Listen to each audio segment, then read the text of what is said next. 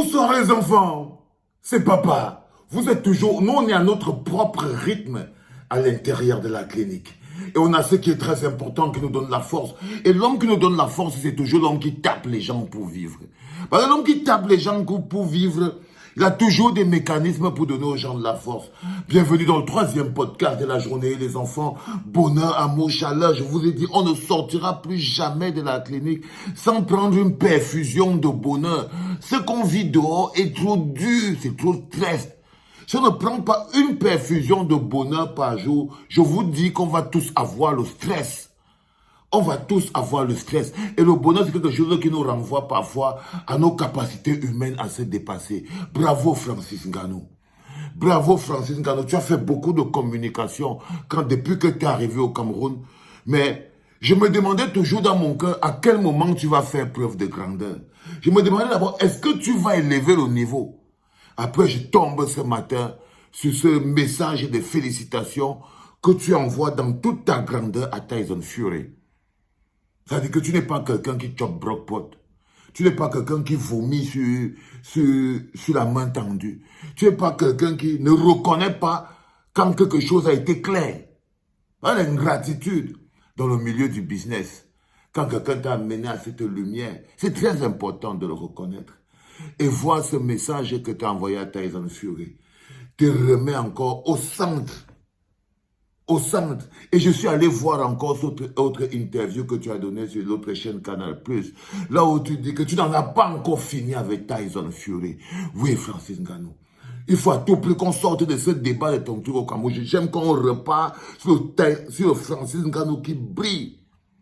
Qui est sur les choses internationales parce qu'il te dit que quand il te sent au Cameroun là-bas, cousin, mon cœur peut s'arrêter. Ça peut s'arrêter parce qu'il ne sait pas. Tant que tu n'auras pas pris tes pieds, tu es sorti. Je ne saurais pas si tu as réussi à protéger ta carrière. Mais en matière de communication, Francis Ngannou, je trouve que c'est parfait. Parce que l'ingratitude, ça ne peut pas toucher seulement l'homme, ça touche le continent, le pays. Comme la grandeur. C'est la grandeur dans l'acte que tu poses, peut jaillir sur le Cameroun. Si la lumière peut jaillir sur le Cameroun, oui, j'étais un peu gêné, je te l'ai fait savoir. J'étais totalement gêné de te voir entendre tout le temps dire, oui, Tyson Fury a volé ma victoire, il a volé ma victoire. Je me demandais à quel moment le Bolas va finir les histoires des Camerounaiseries, maintenant entrer dans le monde des gentlemen, où on tire la chaise de l'autre, où on permet à l'autre de s'asseoir, où on laisse à l'autre sa place, où on gagne sa vie en gentleman. En gentleman. Les gens ont commencé à parler, tu sais d'où je parle. Les gens ont commencé, oh Francis Ngannou l'ingrat, tu te rappelles que les gens disent toujours ça. Aujourd'hui, toutes les personnes qui sont frustrées parce que tu les suivais plus avant et tout, qui disaient que tu es un homme ingrat, tu es un homme qui n'a jamais dit merci à quelqu'un, tu es un homme qui n'a jamais machin, tout. Ils ont même commencé à dire que tu as dit merci à Mike Tyson parce que c'était Mike Tyson et tout. Non, que tu ne pouvais pas voir la grandeur dans le geste de Tyson Fury.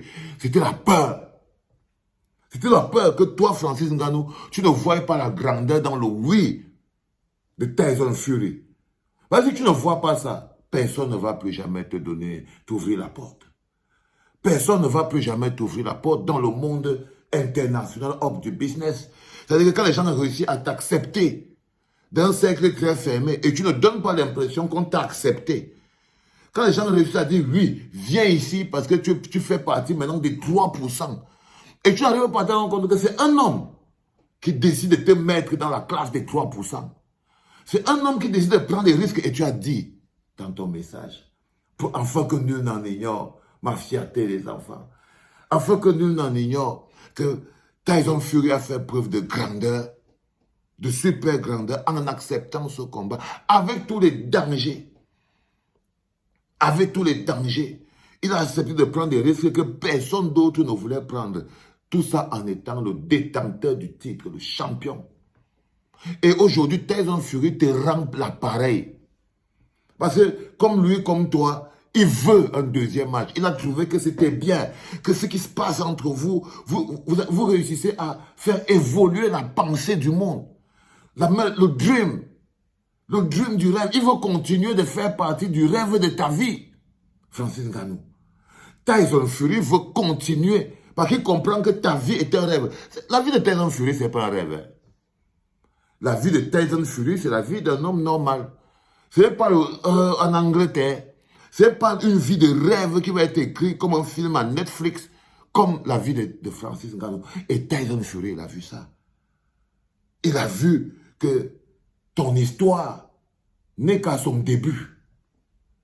Que ton histoire n'est qu'à son début. Et il veut faire partie de la suite.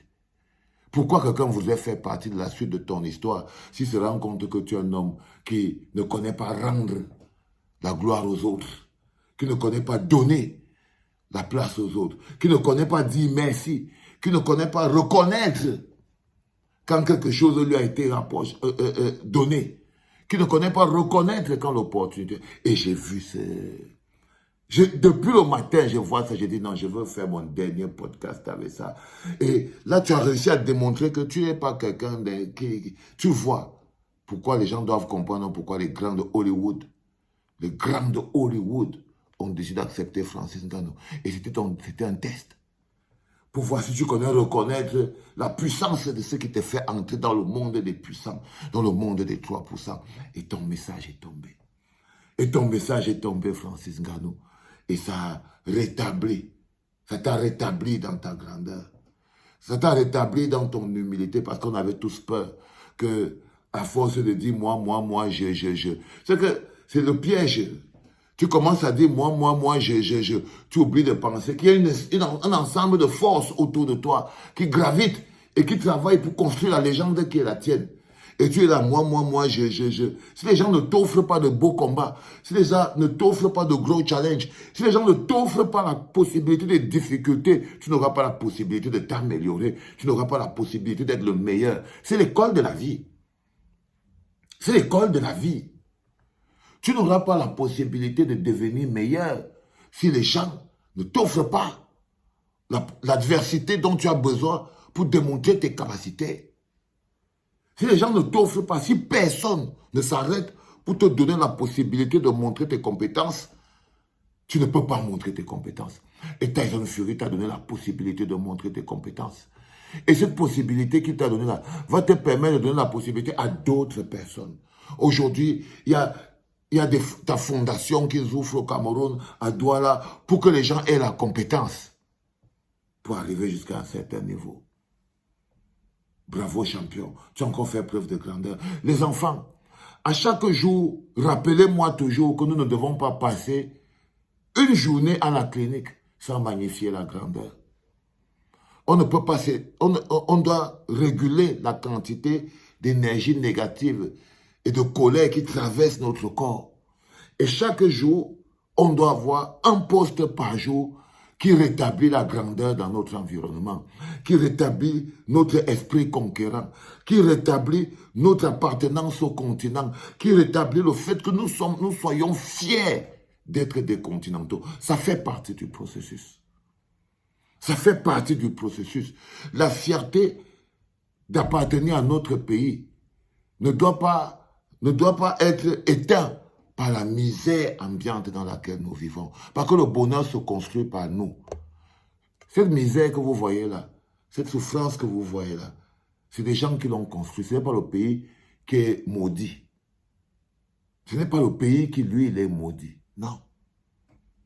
C'est la main de l'être humain. Donc nous ne devons pas oublier que Dieu, dans sa grandeur, nous a beaucoup aimés en tant que peuple. Dieu, dans son bon cœur, nous a beaucoup aimés en tant que peuple. Et il nous a donné l'une des terres les plus bénites du monde. Un pays où tu verses l'eau de la tomate pousse. Ou pour un pays où tu as 280 ethnies dans la multiculturalité et la diversité. Un pays qui, malgré la misère et la souffrance, a été sacré, Afrique en miniature. Le carrefour des mondes. Oui, le Cameroun, c'est le carrefour des mondes. C'est le carrefour des mondes. La gouvernance à 2 balles ne doit pas vous empêcher de savoir que votre pays, c'est le carrefour des mondes. Et qu'un jour, nous en ferons vraiment un carrefour, mais de tous les mondes. C'était papa, les enfants. Merci, Francis, pour cette preuve de grandeur et d'humilité. Je voulais mettre le volume sur ça pour que le monde sache que tu n'es pas un ingrat. C'était papa.